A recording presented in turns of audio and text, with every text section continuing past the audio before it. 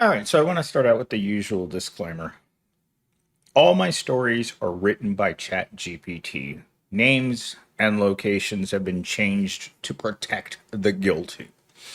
So I was just working with Kriya AI, and I typed in what ChatGPT told me what was the scene for writing the script, and it came up with like these gorgeous blonde women with enormous, you know what? One of them had 10 toes on one foot.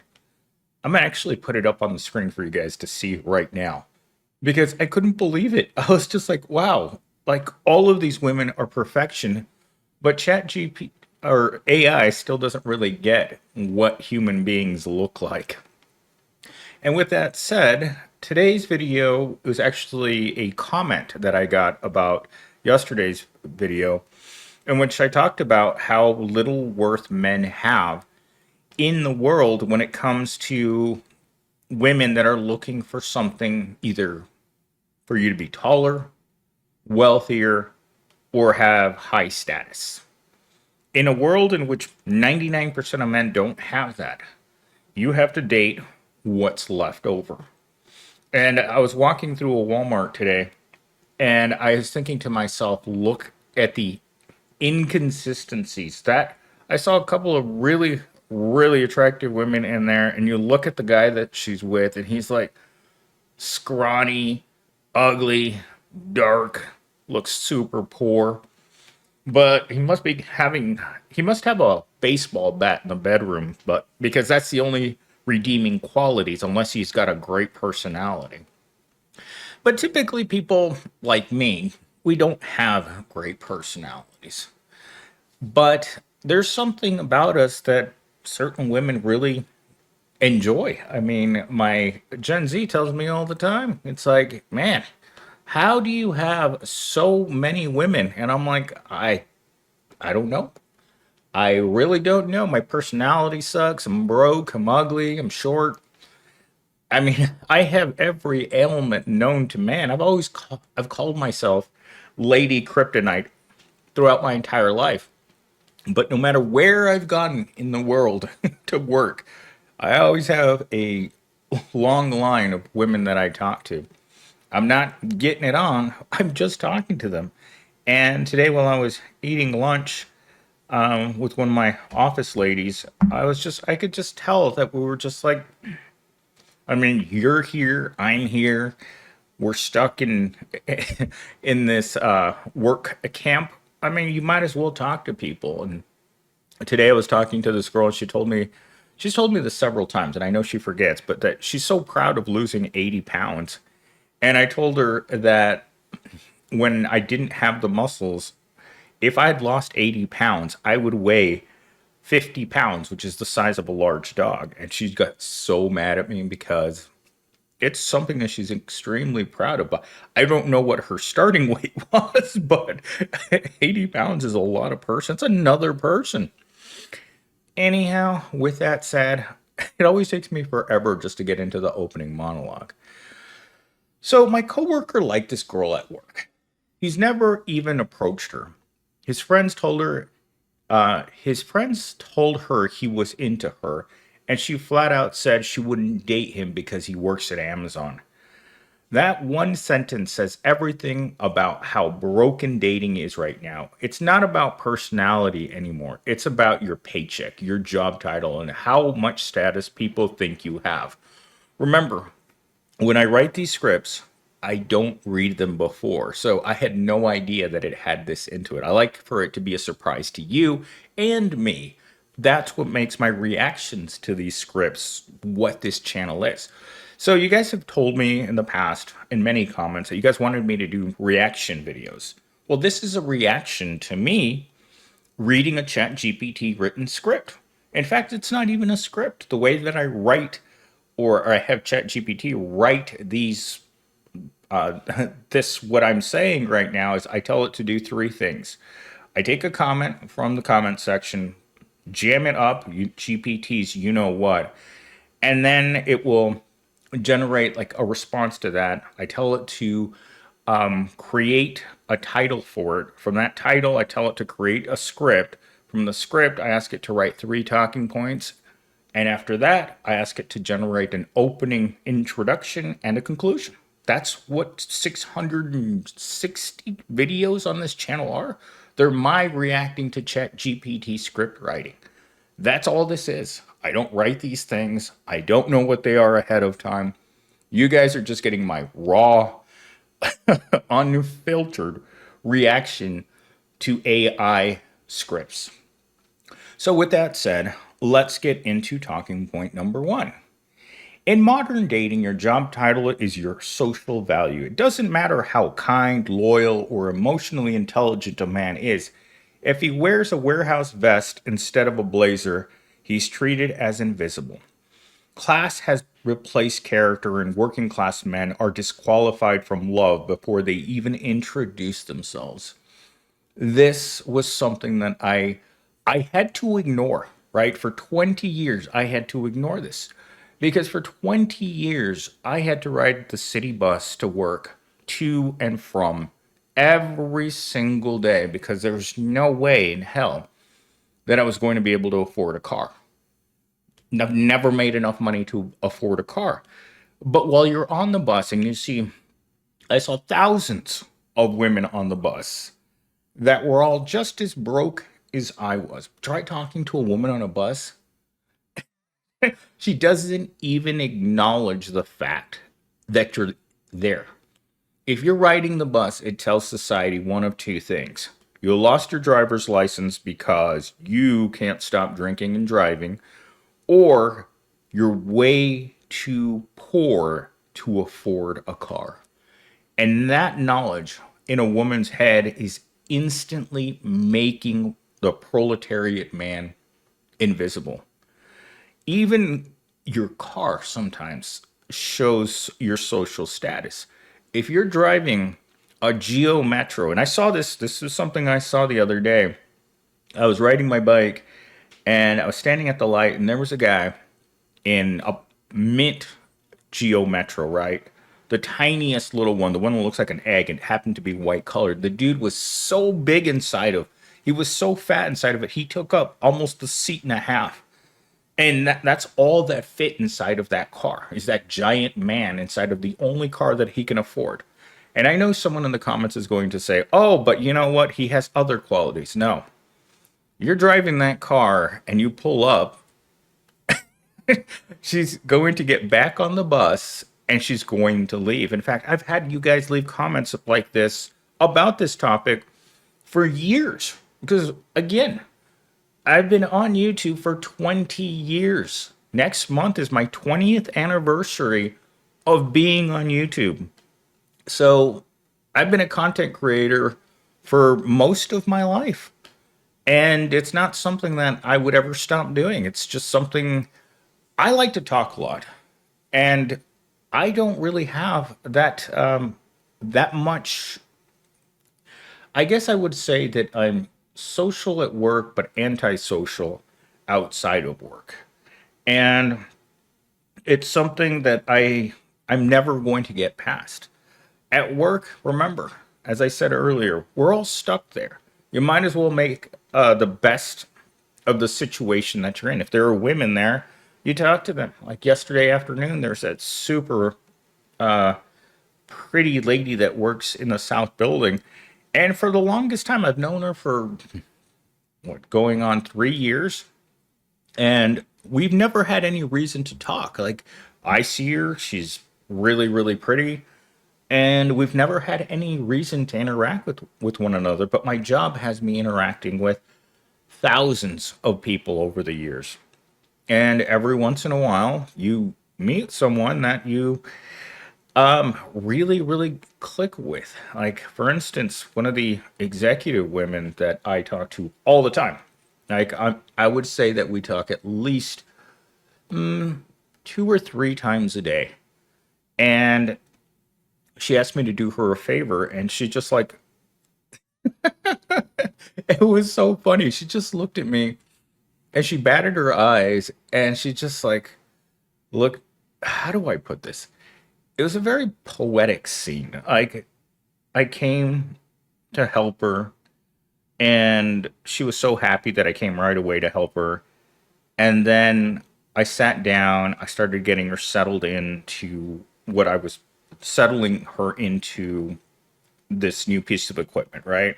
So I'm sitting in her seat, we're setting everything up, and she looks at me with this really tired face and she says, Millennial Stem, I was in Tucson yesterday and I got home really late last night. So I went to bed really late and she always gets up super early. Like she messaged me yesterday morning at around 7 o'clock in the morning that she needed help.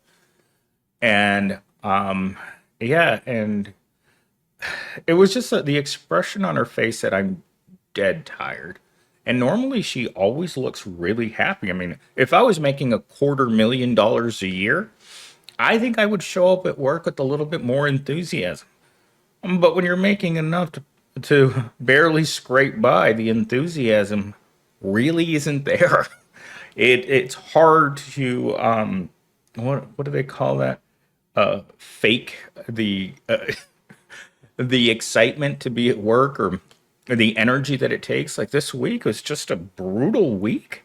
Right up until the last minute that I left today, those beep beep beep sent me a message an hour before I was going to leave that they needed something there on Monday. And I only had an hour left. And I'm like, oh my God. I literally wanted to shake someone because they've been doing this to me constantly. Where they wait till the last minute of the day and say, it needs to be there tomorrow. Can you make that happen? And I just look at them, no. And they're like, oh, but that's the wrong attitude, sir. You will have it there tomorrow. And it keeps happening over and over and over again. And you're just like, are you trying to drive me insane? And you just kind of look at them like, yeah, I mean, I don't know what to say other than either you do it or you don't do it. And it's funny is that Gen Z the other day said to me, it's like, man, I'm getting tired of hearing all these people say about how much you suck at your job. And I just looked at him like, this place runs because I sacrificed myself in order to make it run. I tried to take a sick day on Wednesday. You know what that turned into? Me being on the phone for 3 hours that day and answering at least 25 messages. And you're just like, why would you do that? I don't know. I ask myself that question every time I look at my phone and I think to myself, I'm not getting paid. Why am I doing this? And it's just, I don't know. It's something that, as a low level worker working at Walmart, working without getting paid, you would think to yourself, oh, why would you do that? It's the same way that I came into work on the weekend. Sometimes there are jobs in which it's not 8 to 5. If I got a call in the middle of the night that said, hey, this is broken, you need to come in and fix it, I have to come in and fix it. If I get a note, if I get a call from a senior manager and says, oh my God, by the way, I know it's Saturday night and whatchamacallit, but I need you to do this for me. And I would start planning my day around going into work. I've had to work on Saturday and Sunday. There was God, what was it, like 6 months ago? I ended up working like 3 weeks, every weekend for 3 weeks. So I think my longest term of working every single day was 3 weeks. And you just kind of like, and sometimes I'll have people like ask me, it's like, well, when are you going to be able to do something? And I'm like, well, I've already been scheduled to come in on Saturday. I'm too tired to do. I don't understand people who go out on weekdays. But anyhow, I'm off on a terrible tangent and I've only got 5 minutes left. All right, talking point number two. Even women working the same minimum wage jobs are absorbing the fantasy that they deserve better. I don't understand if absorbing the fantasy works right there, but let's just go with it. It's not really about love, it's about social mobility. Rejecting a man for working at Amazon isn't about him. It's about trying to symbolically climb out of poverty even if you're still stuck in it. I'll tell you this. Today, Well, I was sitting at work trying to answer the same email that I had been looking at for an hour and a half and being asked to do something else. Every time that I tried to work on this email, I was being asked to do something else. And then suddenly I'm on the phone and the a contractor walks in and I'm like, wow, that was fast because I wanted to have something remove some junk that I had.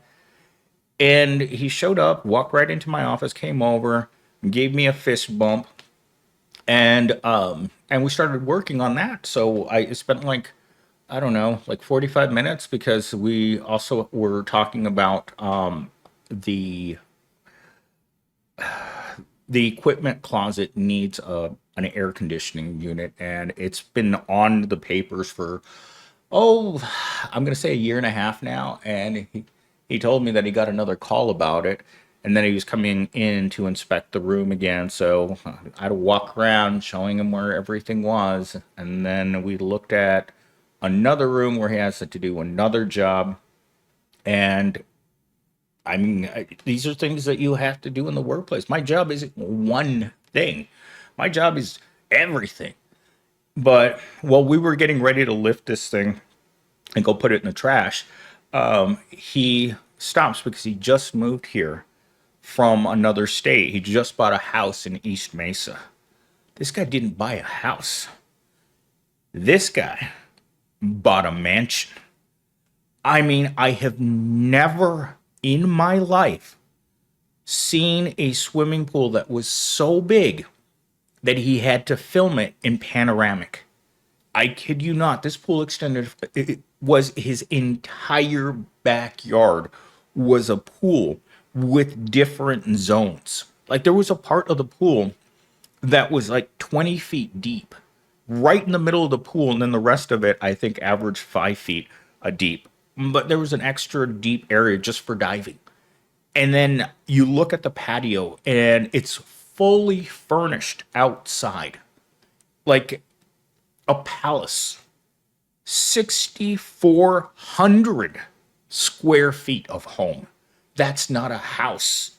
That's a homeless shelter. And I thought to myself, oh my God, I asked him, it's like, so are you rich? Are you really that rich that you can afford to live in that house must have cost $5 million. And he just bought it cash because he called me up about 45 days ago and he's like, Millennials team, what do you know about this part of Mesa, right? And he's like, McDowell and Gilbert Road. And I'm like, that's a really nice part of town. And a part of town I will personally never live in. I'm going to live in the hood for the rest of my life. I mean, look, this is all I've accomplished in my entire life. Nothing. But women know that. And when I asked him that question, are you rich? He said, I'm not. My wife comes from a lot of money. So, hey, sometimes it works out. Anyhow, I was just blown away by the pictures. I've never seen a house that big before. And it's just him and his wife that live there. He doesn't have any kids, no pets, no nothing. Just them. That's what it's like to be rich people.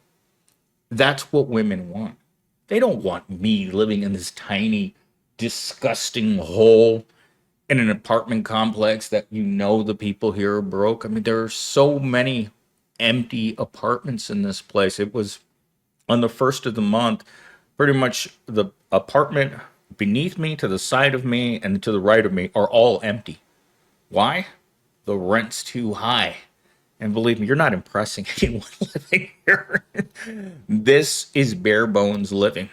And that's what women want to flat out reject. They don't want men like me, men who can't afford to buy them things, men who can't afford to take them out. And on top of that, you have a tiny little Wiener Schnitzel and you don't have any money. I mean, come on. You're not even a man anymore at that point. You're just a thing. And that's what I consider myself. I'm just a lump of clay or a piece of crap that she walks past while she's walking her dog.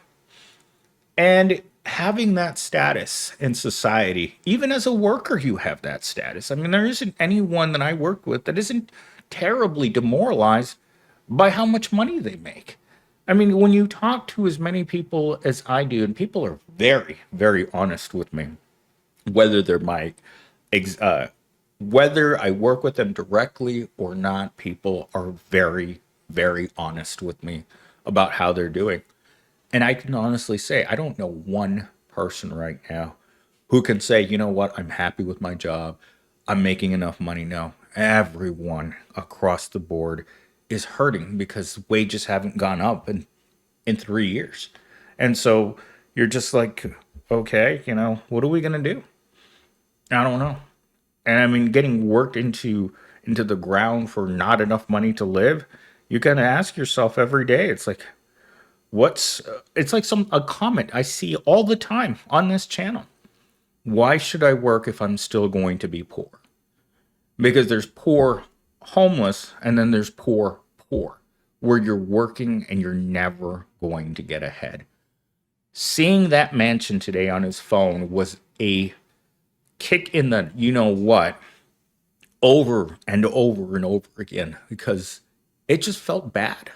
It felt terrible that no matter what I do, I can't change my circumstances and afford to live in that home. This is the best my circumstances get. Can you imagine trying to talk a woman into living here?